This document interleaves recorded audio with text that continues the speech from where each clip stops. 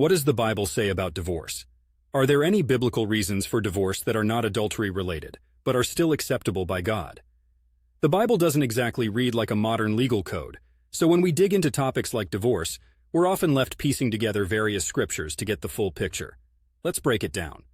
In the Old Testament, Deuteronomy 24:1-4 gives what appears to be a rather open-ended reason for divorce, stating that if a man finds some indecency in his wife, he can write her a certificate of divorce. The term indecency is pretty vague and has led to countless interpretations over the centuries. Jumping over to the New Testament, Jesus speaks about divorce in Matthew 19:3-9.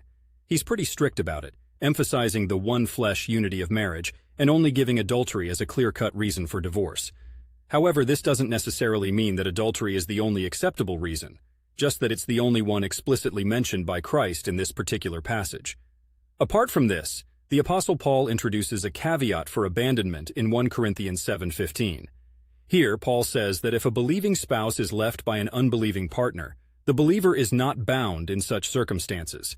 This has been taken by many to imply that it is permissible to divorce if your non-believing spouse leaves you.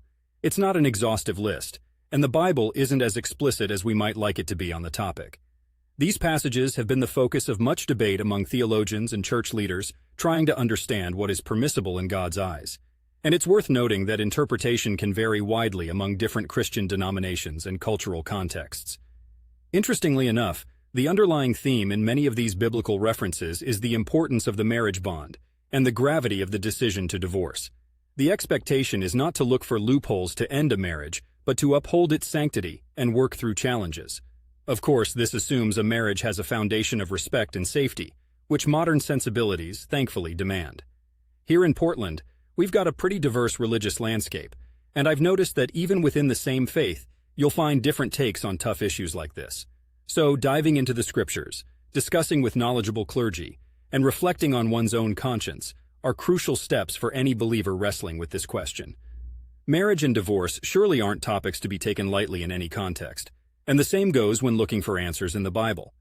After all, we're talking about the deeply personal lives of real people, not just theoretical debates or a set of rigid rules.